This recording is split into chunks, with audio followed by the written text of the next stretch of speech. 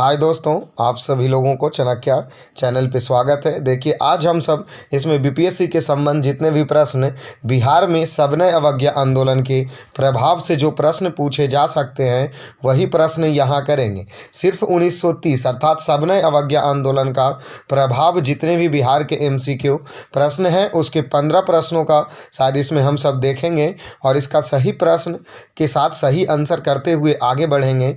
देखिए, पहला प्रश्न इसका क्या पूछा गया है कि बिहार में सर्वप्रथम नमक सत्याग्रह कहाँ शुरू हुआ था। तो ऑप्शन ए चंपारण एवं पटना, बी चंपारण एवं सारण और सी है पटना एवं शाहाबाद या भागलपुर। तो देखिए, हम सब करते क्या चलेंगे कि यहाँ एक बार क्वेश्चन पढ़ के आंसर लगातार करते चलेंगे, ऑप्शन को नहीं देखना है।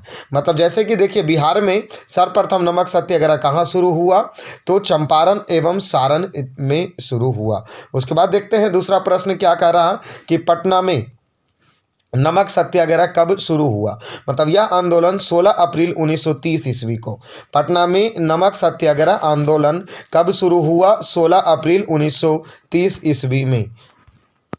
देखिए, फिर दिया है क्या प्रश्न कि बिहार में चौकीदारी कर के विरुद्ध आंदोलन शुरू करने के किनके विचार को महात्मा गांधी जी ने प्रारंभ स्वीकार किया था।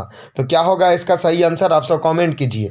जनकधारी प्रसाद, श्री कृष्ण सिंह या जवाहरलाल नेहरू या राजेंद्र प्रसाद। तो इसका सही आंसर हो जाएंगे राजेंद्र प्रसाद। अर्थात बिहार में चौकीदारी कर के विरुद्ध आंदोलन शुरू करने के लिए किनके विचार को महात्मा गांधी जी ने प्रारंभ में अस्वीकार कर दिया, तो वह थे डॉक्टर राजेंद्र प्रसाद। उसके बाद देखिए अगला प्रश्न क्या दिया गया है कि बिहार में चौकीदारी कर बंदी आंदोलन सर्वप्रथम कहाँ शुरू की गई, तो बेतिया में। बिहार में चौकीदारी कर बंदी आंदोलन सर्वप्रथम कहाँ शुरू की गई, तो बेतिया में। उसके बाद देखिए, पटना में स्वदेशी लीग की स्थापना हुई। तो पटना में स्वदेशी लीग की स्थापना 1930 ईस्वी में हुआ।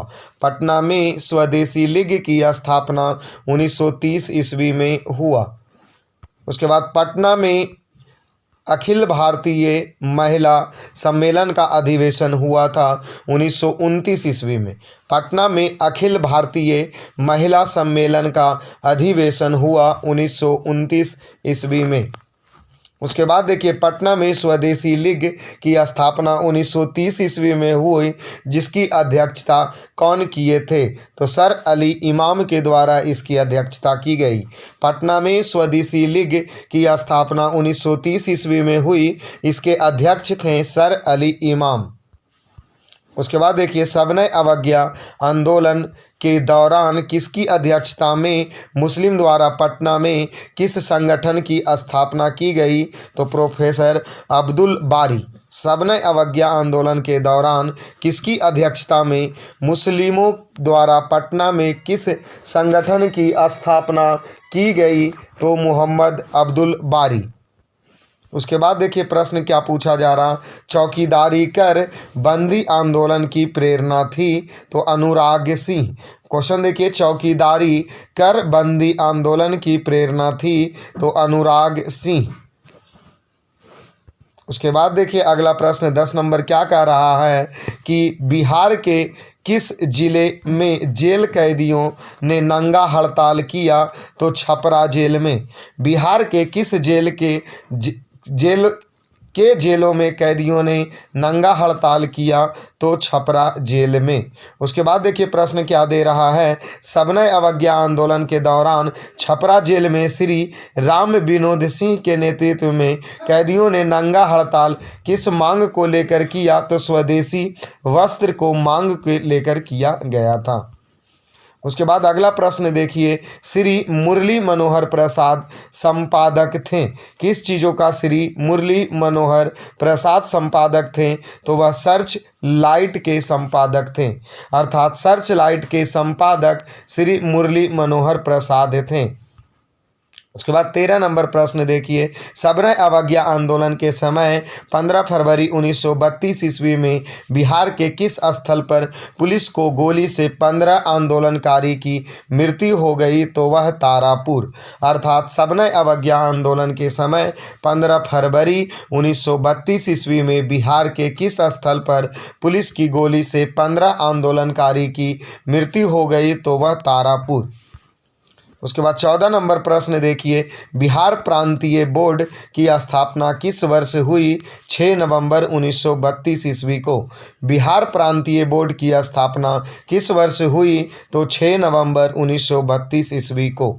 उसके बाद 15 नंबर प्रश्न इसका देखिए, क्या दिया गया है कि 6 नवंबर 1932 ईस्वी को पटना के अंजुमन इस्लामिया हॉल में अस्पृश्यता निवारण से संबंधित एक सम्मेलन आयोजित किया गया, जिसकी अध्यक्षता कौन किए थे? तो राजा राधिका रमन प्रसाद सिंह।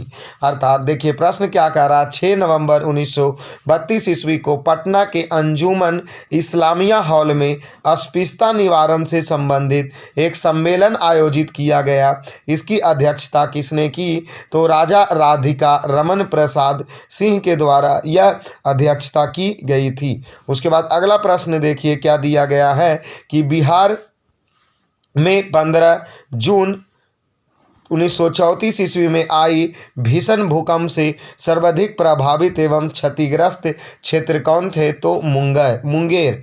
अर्थात प्रश्न क्या कह रहा है, बिहार में 15 जून 1934 में आए भूकंप से अधिक प्रभावित क्षतिग्रस्त क्षेत्र थे कौन? तो बिहार के मुंगेर। उसके बाद 17 नंबर प्रश्न देखिए कि 1934 ईस्वी में भूकंप राहत के लिए बिहार केंद्रीय राहत समिति की स्थापना की, जिसकी अध्यक्ष किसे नियुक्त किया गया? तो श्री डॉक्टर राजेंद्र प्रसाद को। अर्थात प्रश्न क्या कह रहा, 1934 ईस्वी में भूकंप राहत के लिए बिहार केंद्रीय राहत समिति की स्थापना की गई, जिसकी अध्यक्षता की नियुक्त की गई डॉक्टर राजेंद्र प्रसाद के द्वारा। 18 नंबर प्रश्न देखिए, क्या दिया गया है, सविनय अवज्ञा आंदोलन के दौरान देश के विभिन्न हिस्सों में सांप्रदायिक दंगे हुए, लेकिन बिहार में कोई गंभीर घटना नहीं हुई, जिसका मुख्य रूप से श्रेय किसे दिया जाता है? तो डॉक्टर राजेंद्र प्रसाद को। उसके बाद अगला प्रश्न देखिए, क्या दिया गया है, मई 1934 ईस्वी में कांग्रेस संसदीय बोर्ड की गठन किस अखिल भारतीय कांग्रेस कमेटी की बैठक में हुई? तो पटना। प्रश्न क्या पूछ रहा, मई 1934 ईस्वी में कांग्रेस संसदीय बोर्ड का गठन किस भारतीय कांग्रेस कमेटी की बैठक में हुई? तो वह कहाँ हुई? तो पटना में हुई। उसके बाद प्रश्न देखिए, क्या दिया है 20 नंबर कि बेगूसराय में चौकीदार कर के विरुद्ध आंदोलन एक हिस्सा था, तो किसका हिस्सा था? तो सविनय अवज्ञा आंदोलन का। अर्थात प्रश्न क्या कह रहा, बेगूसराय में चौकीदारी कर के विरुद्ध आंदोलन एक हिस्सा था सविनय अवज्ञा आंदोलन का। उसके बाद प्रश्न देखिए 21 नंबर क्या पूछा है कि बिहार में मैजिक लालटेन का लेक्चर किस आंदोलन से संबंधित है? तो सविनय अवज्ञा आंदोलन मुजफ्फरपुर जिले से। अर्थात प्रश्न क्या कह रहा, बिहार में मैजिक लालटेन का लेक्चर किस आंदोलन से संबंधित है? तो सविनय अवज्ञा आंदोलन मुजफ्फरपुर जिले से। उसके बाद 22 नंबर प्रश्न देखिए, क्या पूछा जा रहा है कि सविनय अवज्ञा आंदोलन के दौरान जिन्होंने बिहार में मुजफ्फरपुर के सत्याग्रही को अपने हाथों से यह कहते हुए तिलक लगाया कि मैंने दांडी यात्रा पर प्रस्थान करते समय उन बूढ़े महात्मा गांधी को इन हाथों से टीका लगाया था, आज उन्हीं हाथों से आपको टीका लगाता हूं और इस महान कार्य में योगदान देने के लिए आपको रवाना करेंगे। तो ये आचार्य कृपलानी का कहना था। उसके बाद आगे देखिए प्रश्न क्या कह रहा है, 23 नंबर की हसन इमाम की पुत्री का क्या नाम था? तो शमी। हसन इमाम की पुत्री का क्या नाम था? तो शमी। उसके बाद अगले प्रश्न की तरफ बढ़ते हैं और प्रश्न क्या दिया गया है, सविनय अवज्ञा आंदोलन के दौरान 1930 ईस्वी में डॉक्टर राजेंद्र प्रसाद अब्दुल बारी मुरला मनोहर प्रसाद जैसे नेताओं पर पुलिस द्वारा निर्ममता से कहाँ लाठियां बरसाई गई, तो वह किस जगह पर, भागलपुर के बिहरपुर में। प्रश्न क्या कह रहा है, सविनय अवज्ञा आंदोलन के दौरान 1930 ईस्वी में डॉक्टर राजेंद्र प्रसाद अब्दुल बारी मुरला मनोहर प्रसाद पर पुलिस के द्वारा लाठियां बरसाई गई, यह जगह कहाँ है, तो भागलपुर के बिहरपुर में।